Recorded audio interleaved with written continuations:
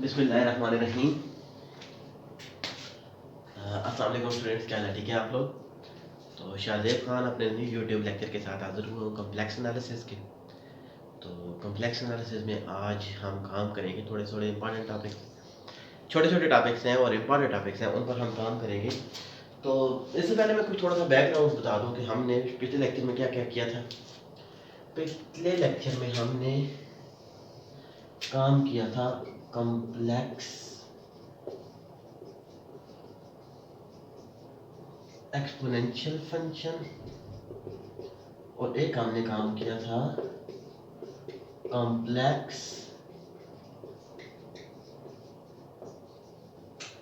Logarithmic function. Complex exponential function और complex logarithmic function में हमने इससे रिलेटेड काम किया था। तो आज हम इसी से रिलेटेड काम करेंगे कि हम इसमें से काम करेंगे कि हमारे पास आज के लेक्चर में हम काम करेंगे कि हम किस तरीके से फाइंड आउट कर सकते थे zeros of any complex trigonometric function.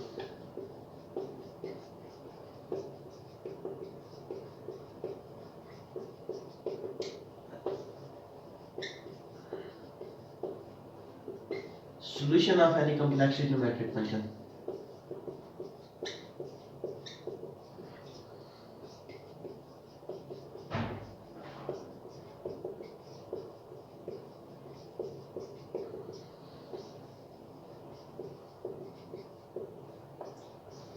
और हम काम करेंगे कॉम्प्लेक्स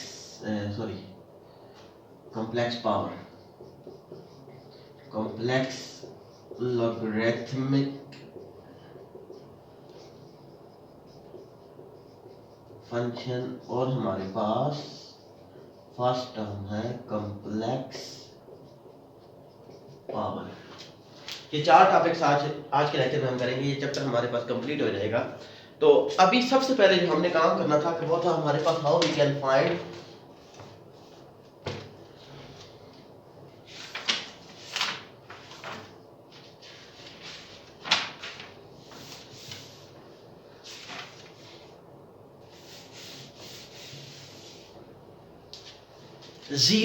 जीरोस का मतलब ये है कि हमारे पास एक फंक्शन है f of x is equal to x square minus one.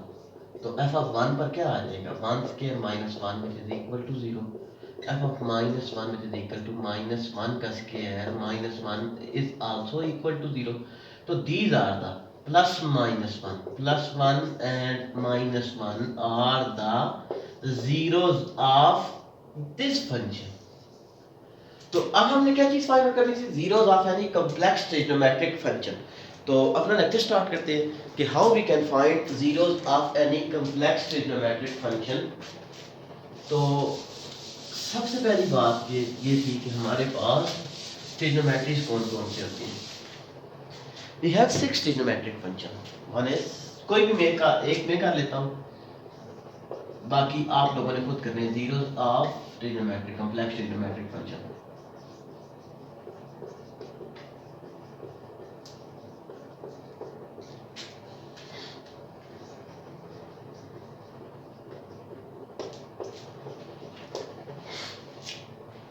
तो f of z is equal to sine z is, ये हमारे पास एक पहला फंक्शन था। इसका हमने सॉल्यूशन स्टार्ट करना था कि इसके हमने जीरोस फाइंड आउट करने थे कि किस किस पॉइंट पर ये जीरो होता है।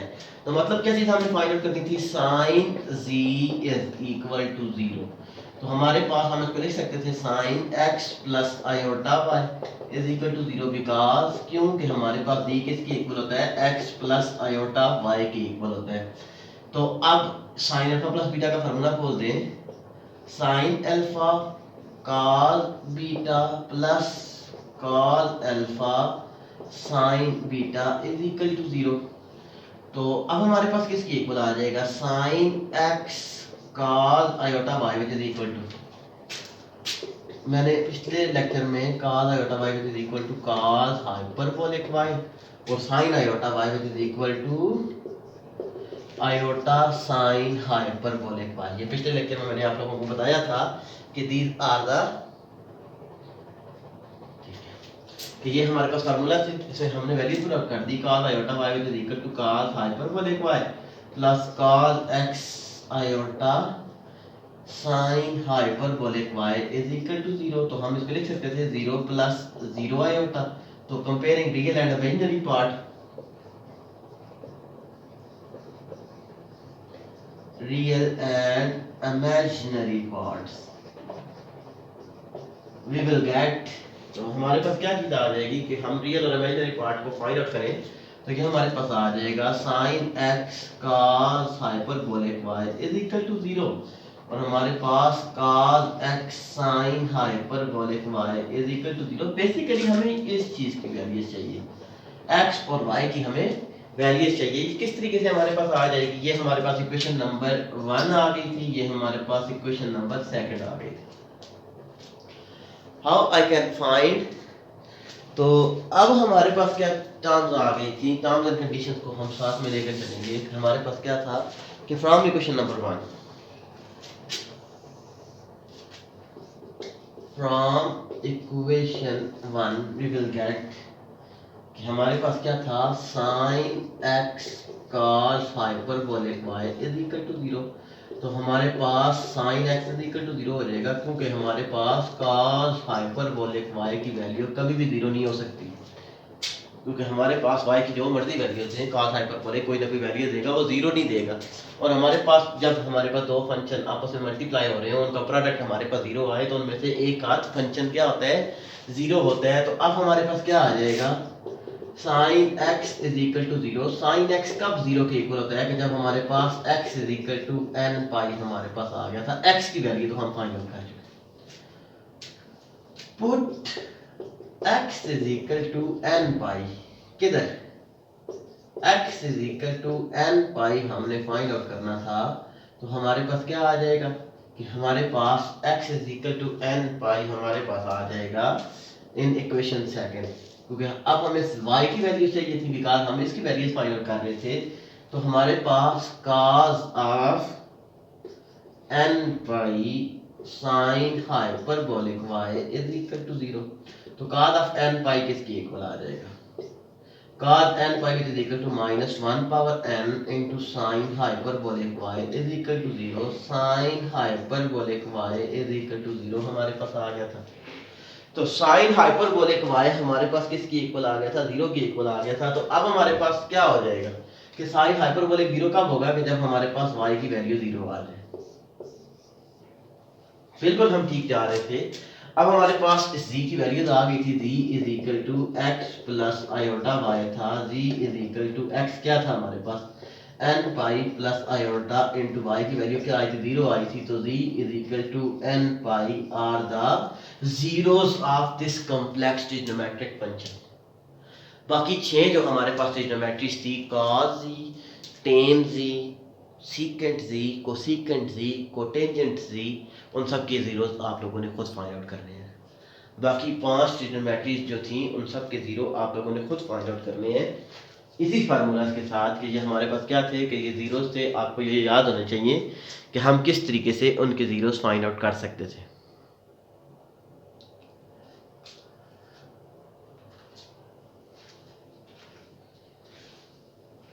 तो नेक्स्ट टॉपिक था हमारे पास how I can find a solution of any complex trigonometric function. कि बाकी जितने भी इससे related sine zeros of sine hyperbolic cos hyperbolic भी वो भी आप लोगों ने खुद करने हैं। बल्कि मैं एक बात कर लेता हूँ, हाइपरबोलिक फंक्शन के जीरोस हम किस तरीके से फाइंड आउट करते थे, zeros of complex hyperbolic trigonometric function. तो वो एक मैं कर देता हूँ, बाकी आप लोगों ने 6 खुद करनी है।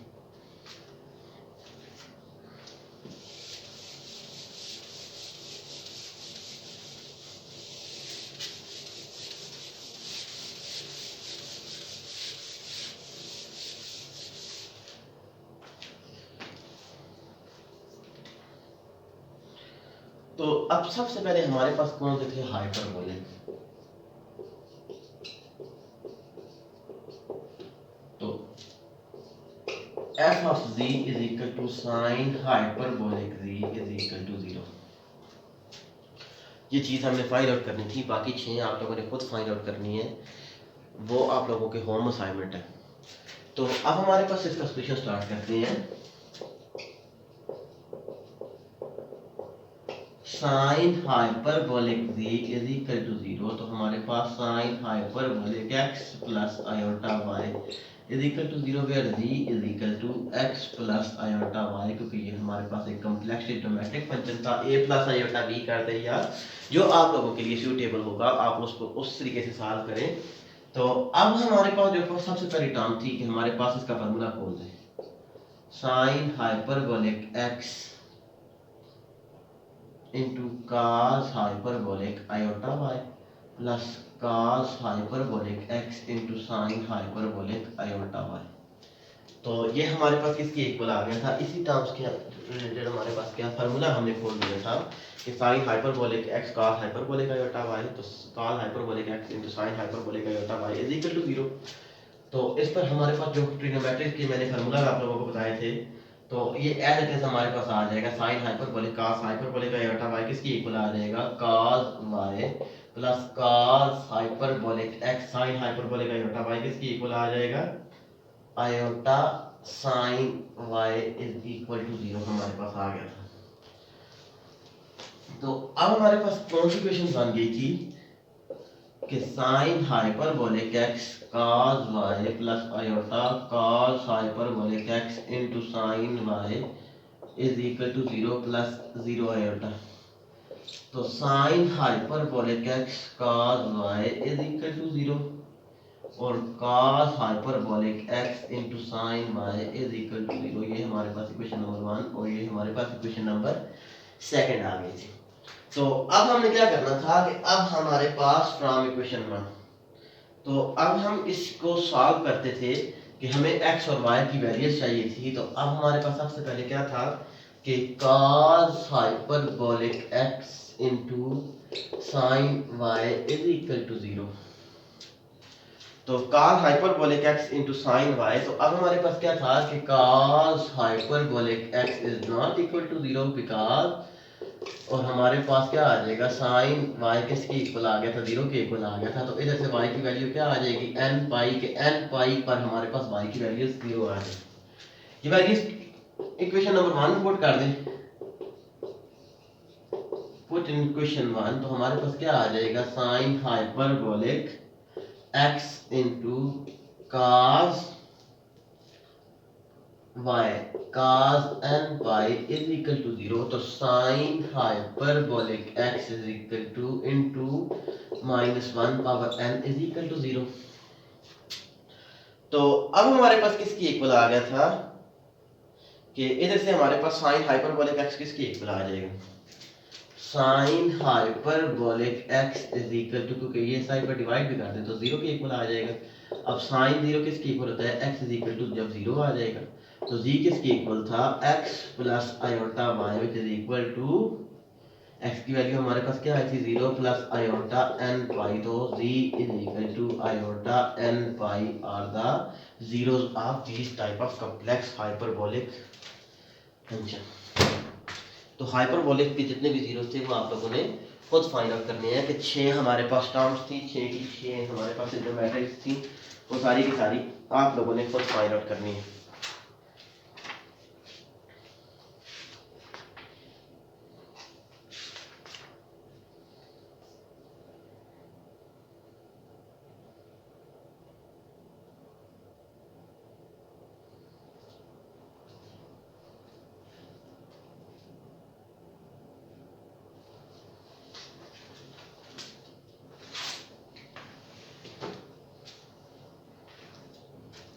ये तो थे हमारे पास ट्रिग्नोमेट्रिक्स जब हमारे पास जीरोस फाइंड आउट करना हो। तो अब नेक्स्ट हम क्या चीज़ फाइंड आउट कर सकते थे, नेक्स्ट हमारे पास how we can find the solutions, कि हमारे पास सॉल्यूशंस किस तरीके से हम इसके फाइंड आउट करते हैं।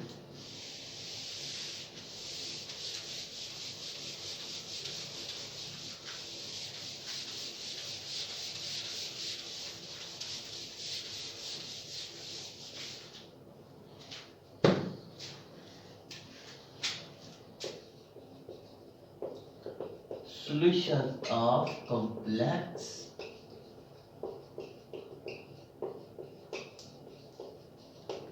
ट्रिग्नोमेट्रिक फंक्शन कि किस तरीके से सिंपल हमारे पास सॉल्यूशन फाइंड आउट कर सकते थे।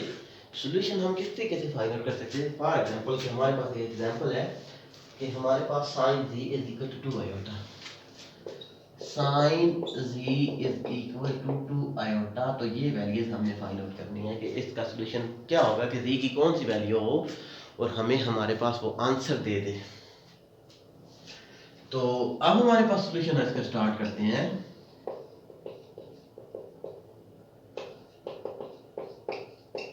sin x plus iota y is equal to 2 iota. तो sin x cos iota y plus cos sin iota y is equal to 2 iota. तो sin x cos iota y is equal to cos hyperbolic y plus cos x into iota cos x which is equal to sin hyperbolic y which is equal to 2 iota।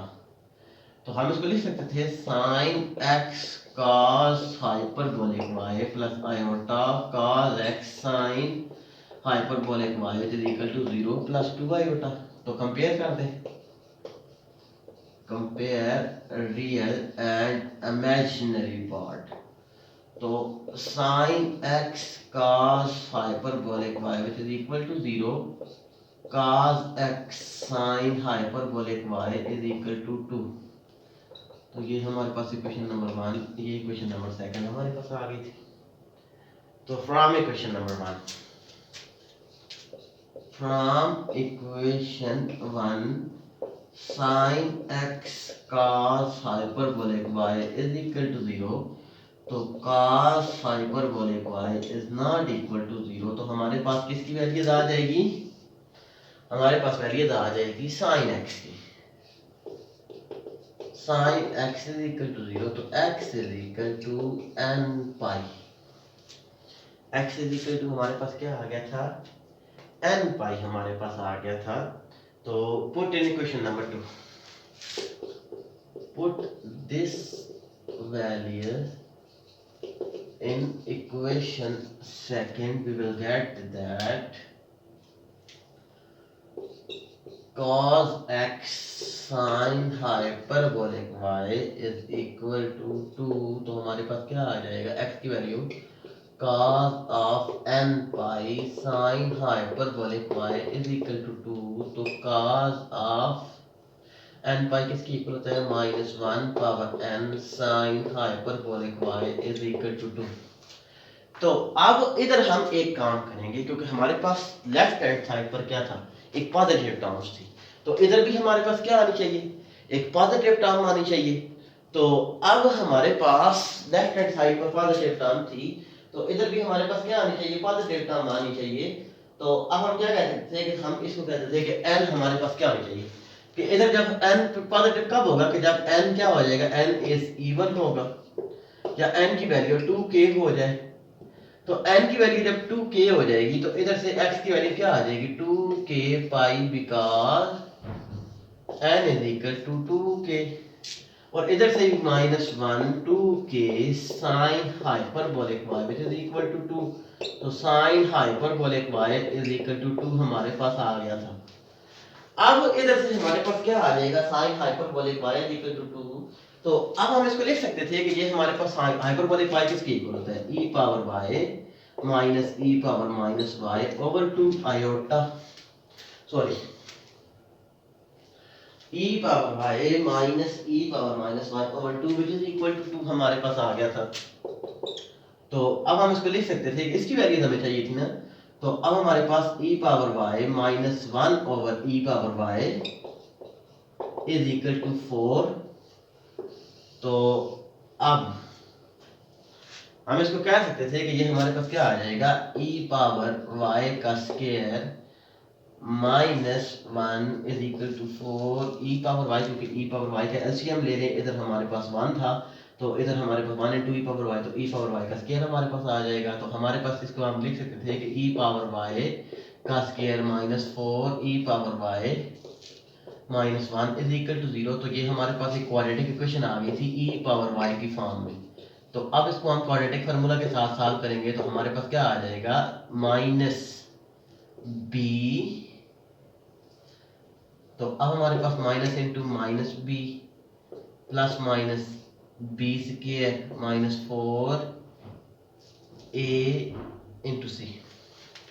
मैं इस side पर करता हूँ, अगर आप ये चीज़ लिख चुके हैं तो एक दफ़ा देख लें, फिर मैं इसको रफ कर देता हूँ।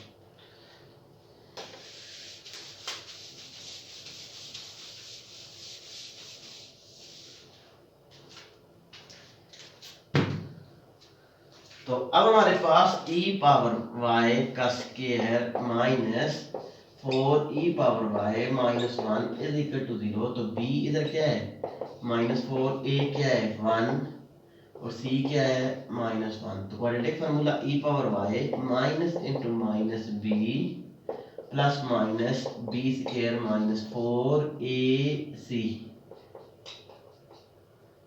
ओवर 2। तो e power y which is equal to 4 plus minus 16 minus minus plus हो जाएगा 16 4 16 प्लस 4 20 ओवर 2। तो 20 को हम लिख सकते थे e power y which is equal to 20 हमारे पास किसके इक्वल हो जाएगा 4 plus minus 4 multiply by 5 over 2। तो अब e power y which is equal to 4 plus minus 2 under root 5 over 2। तो हमारे पास e पावर y की पॉजिटिव वैल्यू क्या आ जाएगी, e power y which is equal to 4 plus 2 under root 5 over 2। तो e power y positive value क्योंकि negative value को हम लेकर चलते हैं, रियल वैल्यू हमें चाहिए थी पॉजिटिव वैल्यू। तो e power y which is equal to 2 plus under root 5। जब 2 दोनों साइड पर डिवाइड कर दे तो अब हमारे पास हमें y की वैल्यू चाहिए थी। तो natural log of e power y which is equal to natural log of 2 plus under root 5। तो अब हमारे पास नेचुरल लॉग और एक्सपोनेंशियल फंक्शन कैंसिल आउट, तो e power natural log of 2 plus under root 5। तो अब हमारे पास क्या आ जाएगा, z किसके इक्वल होता है, z is equal to x plus iota y। तो z is equal to x हमारे पास किसके इक्वल था 2k pi plus iota. y की वैल्यू क्या आई थी, y की वैल्यू हमारे पास आ गई थी natural log of 2 plus under root 5। तो ये हमारे पास क्या आ गया था, इसका सॉल्यूशन आ गया था कि one how we can find solution of this type of equation, कि कब हम इस तरह का सॉल्यूशंस फाइंड आउट कर सकते थे। तो I think this is enough for today lecture. Next lecture में हम complex logarithmic function, complex power और कॉम्प्लेक्स एक्सपोनेंशियल फंक्शन के बारे में पढ़ेंगे। तो होप कि आप लोगों को क्लियर हो गया होगा।